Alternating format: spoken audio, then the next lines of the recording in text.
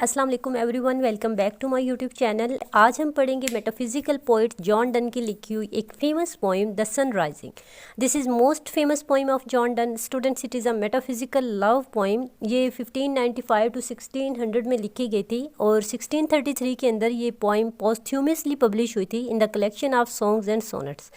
Students, posthumously means के John Donne की death के बाद कोई भी वर्क जो आप कहीं भी पढ़ो कि ये वर्क पोस्ट्यूमसली पब्लिश हुआ था, तो इट्स मीन कि उसके राइटर के बाद, उसके पोइट की डेथ के बाद वो काम पब्लिश करवाया गया था।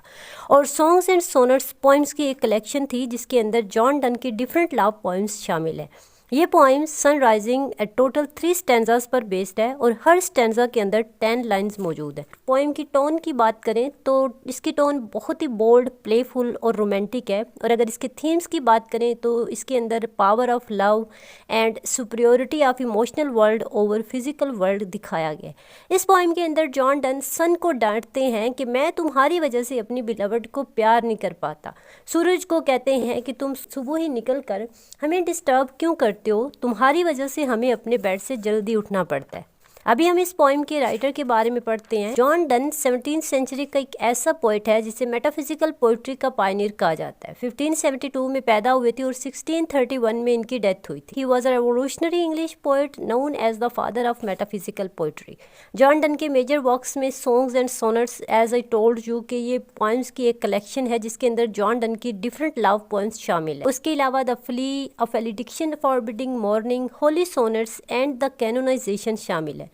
अभी हम अपने पोइम को समझने की कोशिश करते हैं। बिजी ओल्ड फूल, अनरूली सन। ए बिजी ओल्ड फूल जो किसी के कंट्रोल में नहीं रहता, वाई डोज दो दस, तुम ऐसा क्यों करते हो। ए बिजी ओल्ड फूल जो किसी के कंट्रोल में नहीं रहता, तुम ऐसा क्यों करते हो। दोस्त दो दस का मतलब है, दोस्त का मतलब है डू, दो का मतलब है तुम, यू, ठीक है। वाई डोज दो दस, तुम ऐसा क्यों करते हो, यानी बेअदब बनकर। Through Windows and through curtains call on us, खिड़कियों के पीछे से, पर्दों के पीछे से आकर हमें जगाते हो। जॉन डन इंक्वायरी करते हैं सूरज से, पूछते हैं कि क्यों तुम हमें इस तरह से बेअदब बनकर खिड़कियों के पीछे से और पर्दों के पीछे से आके तंग करते हो। Must to the emotions lovers season runs, क्या मोहब्बत करने वाले तुम्हारे वक्त के मोहताज हैं, यानी तुम आओ और हमें जगाओ। क्यों हमें तुम्हारी रूटीन के मुताबिक चलना है, तो ऐसा नहीं है, तुम हमें इस तरह से डिस्टर्ब नहीं करो। स्वेसिपेंडेंटिक रेच गो चाइट। स्वेसिपेंडेंटिक रेच का मतलब है तुम रूठ हो, मगरूर हो और फजूल किस्म के काम है तुम्हारे। गो चाइट, जाओ और परेशान करो। लेट स्कूल बॉयज़, वो बच्चे जो स्कूल के लिए लेट हो गए हैं उनका मजाक उड़ाओ। एंड स्वर पेरेंटिक्स, और स्वर पेरेंटिक्स का यानी ऑफिस में काम करने वाले लोग जिनका काम पर जाने का दिल नहीं चाहता, उन्हें परेशान करो, मुझे क्यों तंग कर रहे हो। Let's call court huntsman that the king will write. जाओ कोर्ट में दरबारियों को बताओ, यानी कोर्ट के अंदर जो दरबारी हैं उनको बताओ कि राजा यानी किंग आज शिकार पर जाएगा। Call country ants to harvest offices. गांव के किसानों से कहो कि वो जाकर फसलें काटना शुरू कर दें। Love all alike, no season knows और क्लाइम। प्यार इन सब क्लाइमेट से, सभी सीजन से ऊपर है, तो ये तुम्हारा काम नहीं है, यानी प्यार कभी चेंज नहीं होता। तुम आकर हमें परेशान मत करो। जहाँ पर तुम्हारा काम है तुम वहाँ पर जाओ। जो स्कूल नहीं जा रहे उनको, जो लेट हो रहे हैं, जो ऑफिस नहीं जा रहे, और कोर्ट में जाके दरबारियों को बताओ कि राजा शिकार पर जाएगा, या फिर किसानों को बताओ कि वो फसलें काटना शुरू कर दें। तो प्यार करने वालों को डिस्टर्ब करना तुम्हारा काम नहीं है, क्योंकि हमारा प्यार कभी भी चेंज नहीं होगा। Nor hours, days, months which are the rag of time. इस पर यानी प्यार पर दिनों, घंटों और महीनों का कोई असर नहीं होता, ये सब वक्त की रैग्स हैं, प्यार इन सबको नहीं मानता। पोइम एक ड्रामेटिक मोनोलॉग है जिसके अंदर पोइट सूरज से डायरेक्ट बात करते हैं कि इस तरह से आकर हमें डिस्टर्ब मत करो, हमें तुम्हारे आने से कोई फ़र्क नहीं पड़ता, हम जस्ट डिस्टर्ब होते हैं। तो I beams so reverend and strong, तुम्हारी किरणें, तुम्हारी शुआएं बहुत ही स्ट्रॉन्ग और बावकार मानी जाती हैं। बीम्स का मतलब है शुआएं या फिर किरणें, रिवर्ड का मतलब है बावकार या इज्जत वाली मानी जाती हैं, एंड स्ट्रॉन्ग और ताकतवर मानी जाती हैं। Thy beams so reverend and strong, तुम्हारी किरणें जो बहुत ही स्ट्रॉन्ग और बावकार मानी जाती हैं। वाई शुडस्ट दो थिंक, तुम क्या वाकई ऐसा सोचते हो? यानी जितना तुम्हारी किरणों को स्ट्रॉन्ग और बावकार माना जाता है, क्या तुम खुद को वाकई इतना अजीम समझते हो? I could eclipse and cloud them with a wink. मैं तुम्हारी ये किरणें जो हैं इन पर ग्रहण लगा सकता हूँ और इनकी रोशनी को रोक सकता हूँ। विद अ विंक यानी पलक झपकते ही मैं इनको रोक सकता हूँ। That I would not loss her site so long. लेकिन मैं ऐसा इसलिए नहीं कर रहा, तुम्हारी किरणों पर ग्रहण इसलिए नहीं लगा रहा, इनकी रोशनी को इसलिए नहीं रोक रहा कि मैं अपने बिलवड को एक सेकंड के लिए भी नहीं खो सकता। बस इसी वजह से मैं तुम्हारी बीम्स को नहीं रोकता। If her eyes have not blinded thine, अगर उसकी आंखों की चमक ने तुम्हारी आंखों को ब्लाइंड नहीं कर दिया, यानी मेरी बिलवड की जो आंखें हैं वो ज़्यादा तेज़ी से चमकती हैं, तो अगर उसकी आंखों की चमक ने तुम्हारी आंखों को ब्लाइंड नहीं कर दिया, लुक देखो, and tomorrow late tell me, और कल देर से आना मुझे बताने, यानी जल्दी मत आना, थोड़ा लेट आना मुझे बताने।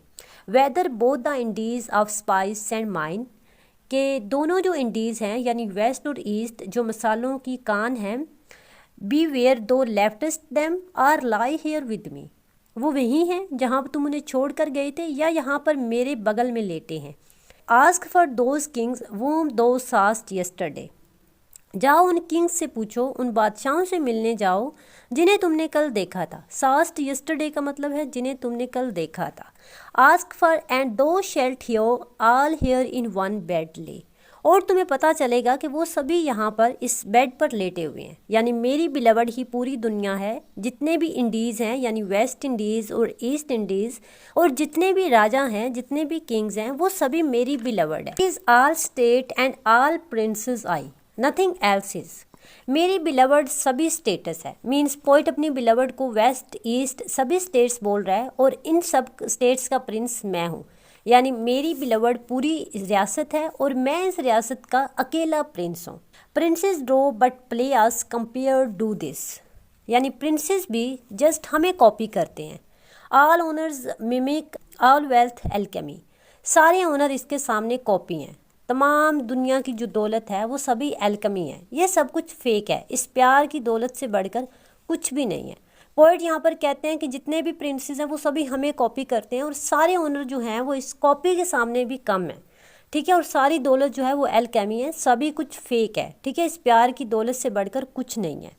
दो sun art half as happy as we, तुम सूरज हमारी खुशी की आधी खुशी तो तुम्हें भी होनी चाहिए।